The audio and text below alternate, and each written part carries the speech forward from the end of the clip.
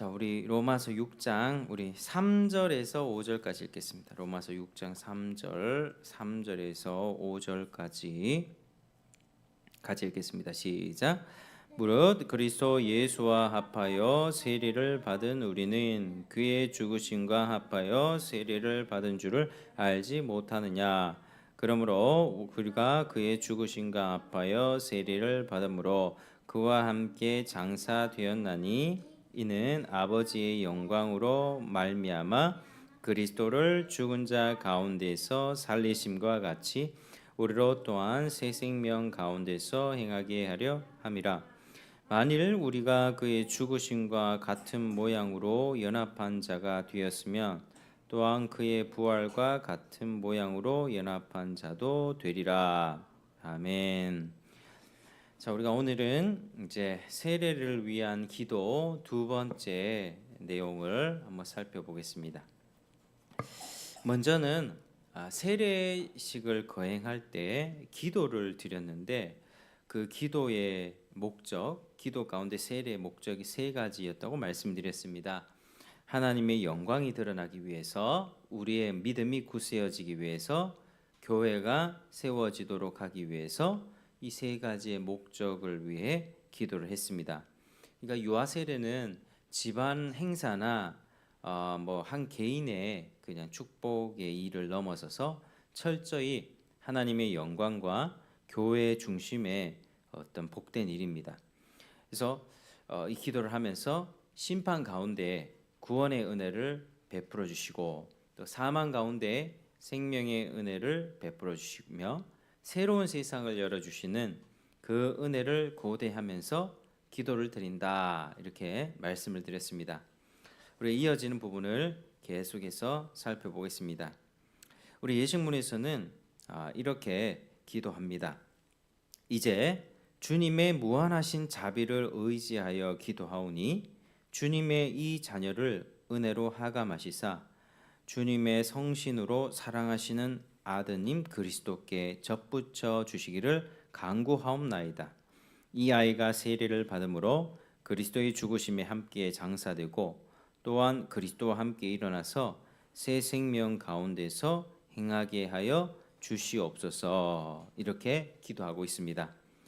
그러니까 하나님께서 행하시는 구원과 심판의 사실 앞에서 이제 주님의 무한하신 자비를 의지하여 기도를 드리고 있습니다. 사람은 자기의 권리를 주장할 것이 하나도 없고 오직 주님의 무한하신 자비를 의지함으로써만 기도할 수 있습니다. 나와 나의 자녀도 본질상 진노의 자녀이고 하나님의 심판을 받아 마땅하다는 것을 절감하기 때문에 우리는 다만 주님께서 무한하신 자비로서 구원하여 주시기를 간구합니다. 우리도 노아 시대의 사람처럼 그 생각이 어려서부터 항상 악하고 애굽 왕 바로처럼 하나님의 이름을 멸시하는 사람임을 고백하면서 주님의 무한한 자비하심에 소망을 두는 것입니다.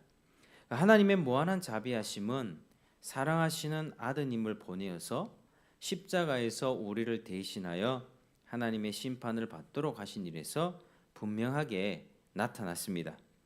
그래서 교회는 세례를 받는 아이를 가리켜서 주님의 이 자녀라고 말하며 주님의 자비하심을 구하는데 이는 그 아이가 그리스도의 피로 구속함을 받았기 때문입니다. 따라서 교회는 옛적에 이스라엘 가운데 바로의 압제에 있었던 그 이스라엘 백성을 내 아들 내 장자라고 부르시면서 유월절 어린 양의 피로 구원하신 하나님께 이 새 언약의 자녀를 주님의 자녀로 보시고 그리스도의 보혈로 구원하여 주시기를 간구하는 것입니다. 이렇게 그리스도의 피와 성령의 씻어주심을 믿고 삼위 하나님의 이름 안으로 세례를 베풀려고 할 때에 그리스도께 접붙여 주시기를 위해서 기도합니다. 그리스도와 연합할 수 있도록 연합을 위한 기도를 드리는 것입니다. 물로 씻는 예식인 세례에서 현저한 것은 죄 사함이지만 거기에서 멈추면 부족합니다. 세례 이제 머리에서 이 물을 뿌리는 의식이기 때문에 죄 사함만을 생각하는 경향이 있는데 한 걸음 더 나아가야 됩니다. 죄를 씻고 삼위 하나님의 이름 안으로 세례를 받습니다. 그러니까 연합을 뜻하기 때문에 연합으로 나아가야 되는 것입니다. 세례의 핵심은 연합입니다. 따라 하시겠습니다. 세례의 핵심은 연합입니다. 세례의 핵심은 연합입니다. 그래서 죄 사함의 궁극적 목적은 삼위 하나님과 연합하는 것입니다. 죄를 깨끗이 씻은 게 끝이 아니라 죄 씻고 하나님과 연합하는 것, 그게 가장 궁극적인 목적입니다. 그래서 그리스도의 죽으심과 부활에 연합한다는 말에서 알 수 있듯이 세례는 단순히 씻는 예식에 그치는 것이 아니라 새로 태어나는 의식이다. 과거 이제 침례 교단에서는 뭐 이렇게 물에 잠기는 이제 침수하는 세례를 받습니다. 근데 우리는 물로 뿌리는 의식인데 뭐 아무 상관 없습니다. 근데 물에 한번 빠졌다가 다시 올라오는, 제가 이제 침례교 출신이기 때문에 그렇게 침례를 받았었는데요.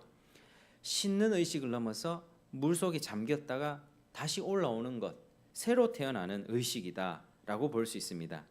세례는 성령과 물로 다시 태어나서 하늘의 생명을 얻는 것을 표시하는 그런 예식입니다.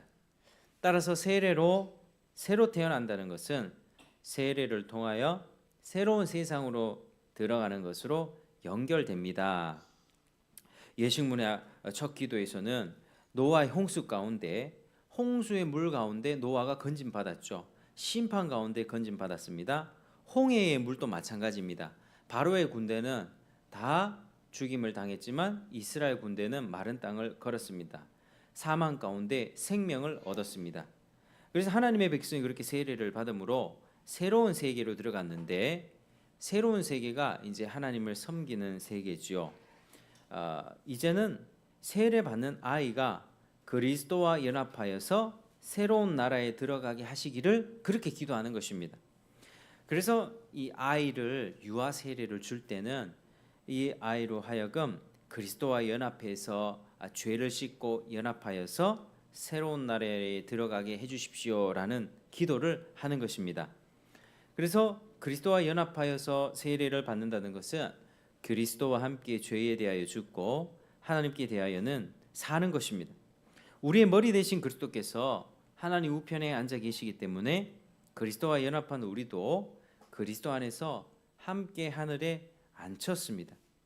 세상과 죄에 대하여는 죽고 하나님께 대하여서 살아나는 우리는 하늘의 예루살렘에 이르러서 하나님을 찬송하며 살아갑니다.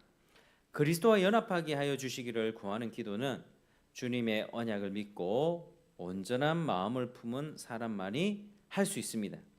노아 시대의 사람들처럼 하나님의 아들들이라고 하면서도 세상에서 유명하게 되려고 하고 사람의 딸들의 아름다움을 보고서 자기 눈에 좋을 대로 아내를 삼는 사람은 이런 기도를 할 수 없습니다. 그리스도와 연합해서 세상에 대하여 죽었다는 말이 무슨 뜻인지 분명하게 아는 사람만이 이런 기도를 드릴 수 있습니다. 그래서 이제 기도 계속해서 이어지는데 제가 또 읽어드리겠습니다.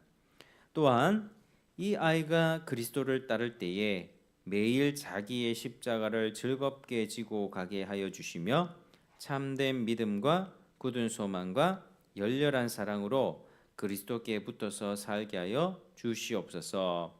이 세상의 삶은 계속되는 죽음일 뿐이지만 이 아이로 하여금 주님의 약속에서 위로를 받고 이 세상을 하직하게 하여 주시며 마지막 날에 주님의 아들이신 그리스도의 심판대 앞에 두려움이 없이 설 수 있게 하여 주시옵소서. 이 모든 것을 성부와 성령과 더불어 한 하나님이시요 영원히 살아계시고 영원히 다스리시는 성자 우리 주 예수 그리스도의 이름으로 기도하옵나이다. 아멘. 이렇게 기도하고 있습니다. 기도의 이제 마지막 부분이라 할 수 있는데요. 세례를 받은 아이가 장차 자기의 십자가를 매일 즐겁게 지고 가도록 하여 주기를 기도합니다. 그리스도와 함께 고난을 받는 사람이 또한 그리스도와 함께 영광을 받을 것을 알기 때문에 세상의 삶에 대하여서도 현실을 그대로 아뢰면서 주님의 인도하심을 구하고 영원한 소망 가운데에서 즐겁게 십자가를 지고 가도록 해달라고 간구하는 것입니다. 예수님께서 앞에 있는 영광을 보시면서 십자가를 즐겁게 지고 가신 것처럼 이 아이도 그리스도와 연합한 사람으로 살아가기를 구하되 참된 믿음과 굳은 소망과 열렬한 사랑으로 그리스도께 붙어서 살게 하여 주시기를 간구합니다. 또한 이 세상에서 살아가는 것은 계속되는 죽음일 뿐이지만 주님의 약속에서 위로를 얻고 이 세상을 떠나게 하시기를 구하고 더 나아가 마지막 심판대 앞에 두려움 없이 서게 하시기를 기도합니다. 이 영원한 언약이 이루어질 날을 소망하면서 기도를 드리는데 이렇게 기도하는 것은 곧 현재의 삶도 영원의 관점에서 평가하는 것입니다. 이 세상의 삶은 계속되는 죽음이라고 고백하는 부모는 언약의 자녀가 이 세상에서 유명한 사람이 되거나 아름다운 사람의 딸들을 자기 마음대로 취하기를 바라지 않고 자녀들이 주님의 약속에서 위로를 받고 이 세상에서 나그네로 살다가 주님께 돌아가기를 구합니다. 그러니까 영원한 언약에 대한 소망을 가진 부모는 항상 주님의 심판을 의식하며 살아갑니다. 그 종이 가만히 있어요. 한 번 죽는 것은 정해진 것이요 마지막에는 주님의 심판대 앞에 서게 될 것입니다. 그날에 우리는 모두 주님의 심판대 앞에서 자기가 행한 것을 주님께 직고할 것입니다. 주님의 심판을 의식하며 살아가는 부모는 자녀도 그런 의식 가운데 살아가기를 구하고 더 나아가 장차 주님의 심판대 앞에서 두려움 없이 서게 하여 주기를 구합니다. 영원한 언약이 이루어진다는 것을 추상적이거나 낙관적으로 얘기하는 것이 아니라 이렇게 주님의 심판을 바르게 생각하는 가운데서 주님께 기도를 드립니다. 오직 주님의 구원하심을 믿고 믿음으로 특징되어지는 순종을 하며 나아가는 사람은 주님의 심판대를 가벼이 여기지도 않고 무서워 떨지도 않습니다. 우리는 재림과 최후 심판, 종말을 향해서 나아가고 있습니다. 우리가 반드시 기억해야만 합니다. 우리가 영혼의 관점으로 산다는 것은 내 현재의 삶의 만족과 유익 그것이 전부가 아니라 영원의 그 시간, 바로 종말의 시간, 우리 주님이 다시 오시는 그날 다가온다는 것을 알고 준비하면서 자녀들에게도 가르쳐야만 합니다. 이 피조물이 고대하는 것은 무엇입니까? 하나님의 아들들이 나타나는 것이고 그때 우리는 주님을 얼굴과 얼굴로 대하여 보면서 주님과 거룩한 교제에 들어가게 될 것입니다. 또한 그때에 우리가 주님의 자녀임이 만천하에 드러나게 될 것입니다. 우리 하나님께서 언약하신 대로 우리가 하나님의 자녀임이 드러날 것이고 그날에는 우리가 주님과 함께 세상을 다스릴 것입니다. 그리스도와 함께 왕노릇하게 될 것입니다. 그러니까 하나님의 언약을 믿는 부모는 이런 소망 가운데서 기도를 합니다. 그리고 이 기도를 마칠 때는 성부와 성자와 성령 삼위 하나님의 이름으로 마칩니다. 삼위 하나님께서 각각 과거와 현재와 미래에 해당하는 약속을 내려주셨기 때문에 삼위 하나님의 이름 가운데 영원한 나라를 소망하면서 아멘이라고 기도의 마침표를 찍습니다. 자, 우리는 이 말씀을 이제 이 예식문의 기도를 보면서 갓 태어난 아이의 일생뿐 아니라 죽음을 놓고서 기도를 드리고 더 나아가 주님의 심판 때까지 내다보면서 기도를 드리는 이런 모습이 어쩌면 매우 이상하게 보일지도 모릅니다. 우리 주변에서는 별로 들어볼 수 없는 기도이죠. 아이를 향해서 기도할 때 아이가 건강하고 이 세상에서 주님의 뜻대로 행하고 뭐 이런 부분들은 기도하지만 주님의 심판 때까지 내다보면서 어떤 종말과 최후 심판 그런 재림 이런 부분들의 어떤 경각심을 가지면서 기도하는 것들은 잘 찾아보기 힘들기 때문이죠. 하지만 하나님의 영원한 언약에 대한 정당한 이해가 있는 성도는 갓 태어난 아이를 보면서 그 일생뿐 아니라 역사의 종말을 놓고서 기도하게 됩니다. 지금 태어나는 아이가 할지라도 앞으로 살아갈 인생을 두고 기도하되, 그러나 그 아이의 끝, 하나님을 만나고 하나님 나라의 완성이 되는 예수님의 재림과 심판의 날까지 준비하면서 그 준비를 할 수 있도록 기도하는 것이죠. 그래서 우리는 현재를 살지만 영혼의 관점으로 살아야만 합니다. 현재 잘 살면 전부고 또 죽으면 끝이다, 이게 아닙니다. 반드시 종말, 영원한 시작이 열립니다. 하나님의 심판이 다가옵니다. 우리가 이 관점을 살피고 이 관점으로 자녀를 길러내야 합니다. 자녀의 죄악된 본성을 채워주고 그 본성을 키워서 그 본성대로 자기가 원하는 식대로 살게 하면 안 되지요. 네가 원하는 대로 살아. 네가 하고 싶은 거 해. 네가 원하는 직장 찾아. 이거 아닙니다. 너는 거듭나야 해. 겸손하게 죄를 회개하고 주님의 자비를 구해야 돼. 하나님의 심판이 있기 때문이야. 너도 죄 용서받고 그리스도의 은혜로 하나님의 자녀가 될 수 있어. 하나님이 기뻐하시는 직장도 구하고 주님의 뜻에 순종하며 주님을 섬기며 살아야 해. 우리가 아이들에게 이렇게 가르쳐야만 합니다. 오늘 아이들의 선택을 존중한다고 하면서 특별히 우리 직장을 잡는 문제에 있어서도 이제 요즘에는 주일 성수할 수 없는, 주일 성수가 힘든 그런 직장들이 많습니다. 일요일 날 근무하는 데도 많고, 특별히 뭐 운동 선수라든지 뭐 연예인도 그렇고요. 그러니까 주일을 참 지키기가 어려운 시대로 흘러가고 있는데, 아이들이 축구 선수 하겠다, 뭐 야구 선수 하겠다 하면 딱 봐도 어떻습니까? 이 아이는 그 길로 쭉 가게 된다면 재능이 있다 할지라도 이제 주일 지키기는 어렵습니다. 그 길로 쭉 가게. 일요일 날 전지 훈련 가야 되죠. 그건 물론 크리스찬들 중에서 참 그 운동 선수들이나 성공한 사람들 중에서 참 귀한 신자들도 있지만, 우리가 직장을 선택할 때도 있었어도 우리 자녀들에게 주의를 잘 지킬 수 있고 하나님과 이 세상을 유익하게 할 수 있는 그런 직장을 선택할 수 있도록 해야만 합니다. 굳이 축구 선수, 굳이 야구 선수, 자기가 높아져서 자기 실력으로 그 모든 경쟁을 뚫고 꼭 그 자리에 가는 직업을 가야 되겠습니까? 아이들의 선택을 존중해. 네가 이 재능이 있으니까. 아니면 뭐 그 운동 같은 경우는 취미 생활로 족합니다. 다른 것도 할 게 많습니다. 그러니까 우리가 가이드 해줄 때는 정말 아이들의 영원한 관점에서 주의를 잘 지킬 수 있고 너의 그 재능과 은사로 하나님을 섬기고 또 이웃을 섬기고 세상을 유익하게 할 수 있는 그런 직장들을 선택할 수 있게끔 도와줘야 되는 것이죠.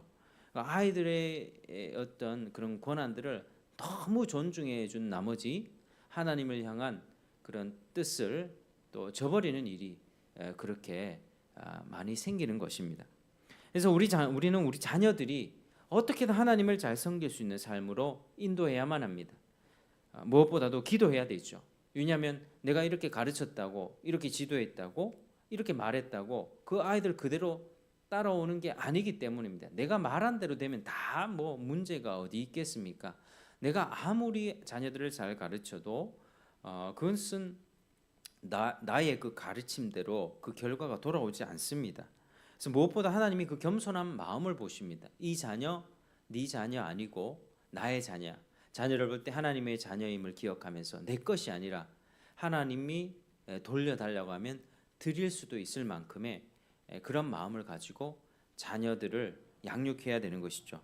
자녀들이 진리를 알고 부모의 권위에 존중하고 부모의 권위에 순종하지만 그걸 넘어서서 하나님 앞에 순종할 수 있는 하나님의 진리를 붙잡고 살 수 있도록 기도로 도와야만 합니다. 가르치는 것으로 끝이 나는 것이 아니라 우리가 겸손하게 기도할 때 하나님이 역사하십니다. 내가 할 수 없는 영역들을 다른 사람을 붙여주시든 다른 선생님을 붙여주시든 밖에서 세상 가운데 귀한 역사들을 일으켜주셔서 그 아이를 선하게 이끌어주는 것이죠.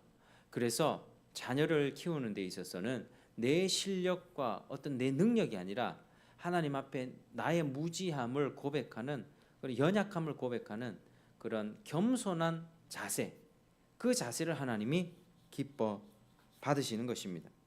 그래서 우리가 이런 마음을 가지고 하나님이 저와 여러분들에게 은혜를 부어 주셔서 또 우리 교회에 이런 생명의 역사가 많이 일어나도록 우리가 함께 기도해야 되겠습니다. 그리고 우리의 지금 교회에 어린이 사역도 함께 하고 있는데 이 아이들이 어렸을 때부터 복음을 듣고 거듭나서 주님의 자녀가 될 수 있도록 토요일 날 아이들 데리고 와서 이렇게 사역하고 복음 전해 주는데 이 아이들 주의를 지키고 그 부모의 어떤 반대와 그런 핍박 가운데 신앙을 지키도록 아이들에게 지도를 해야 되거든요. 근데 그 과정이 쉽지 않습니다. 조금 이렇게 교회 오는 듯하가 다시 교회 안 오고 오는 듯하가 안 오고 우리 교회 거쳐간 아이들도 참 많이 있는데 한 사람 신앙 세워가는 게 너무 쉽지 않습니다. 너무 어려운 일입니다. 그래서 우리 함께 이를 위해서 지금은 세상 가운데 이 생명의 씨가 다 끊어지는 그런 시대입니다. 자녀를 낳지 않기 때문이죠.